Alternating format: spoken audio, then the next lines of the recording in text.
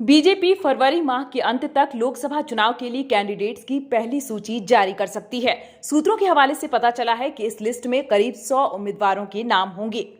लोकसभा चुनाव 2024 के लिए बीजेपी की पहली सूची में ज्यादातर वह सीटें होंगी जिनमें भाजपा 2014 और 2019 लोकसभा चुनाव में पार्टी को हार मिली थी।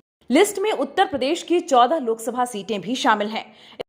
इसके अलावा तमिलनाडु, केरल, आंध्र प्रदेश, तेलंगाना, कर्नाटक, पश्चिम बंगाल, पंजाब, जम्मू कश्मीर, ओडिशा और महाराष्ट्र की हारी हुई सीटों पर बीजेपी पहले उम्मीदवार उतार सकती है। बीजेपी ने इस तरह की करीब 160 सीटें पहले से ही चयनित कर ली हैं, जिनमें या तो बीजेपी जीत नहीं पाई थी या फिर बहुत कम मार्जिन से चुनाव जीती थी। बीजेपी करीब एक साल पहले ही क्लस्टर प्रभारी तैनात कर इन सीटों पर काम कर रही है। ऐसी 160 सीटों में से करीब 100 सीटों पर उम्मीदवारों के चयन का काम हो चुका है। बीजेपी किसी भी दिन इन उम्मीदवारों के नाम की घोषणा कर सकती है। इस बार लोकसभा चुनाव 2024 अप्रैल मई के महीने में होना है। ऐसे में सभी पार्टियों ने तैयारियां तेज कर दी है, लेकिन बीजेपी उम्मीदवारों की पहली लिस्ट जारी करने में आगे निकल सकती है। ऐसा ही बीजेपी ने कुछ महीने पहले हुए 5 राज्यों के विधानसभा चुनाव में भी किया था।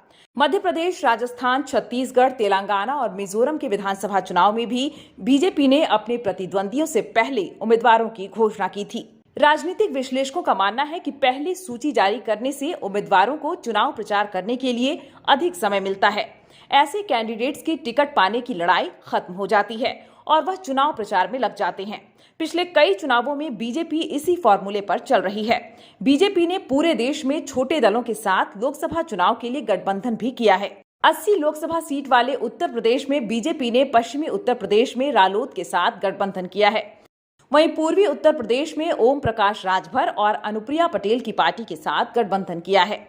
11 अप्रैल से 19 मई तक 7 चरणों में हुए लोकसभा चुनाव 2019 में बीजेपी ने रिकॉर्ड 37.36% वोट शेयर के साथ 303 सीटों पर परचम लहराया था। वहीं बीजेपी के नेतृत्व वाले नेशनल डेमोक्रेटिक अलायंस ने कुल 353 सीटों पर विजय हासिल की थी। पिछले दिनों जम्मू कश्मीर दौरे पर गए पीएम मोदी ने मंच से कहा कि राज्य से आर्टिकल 370 हटा है और इस बार बीजेपी को 370 सीटों पर जीत दिलाई है। वहीं उन्होंने एनडीए को 400 पार कराने की जनता से अपील की।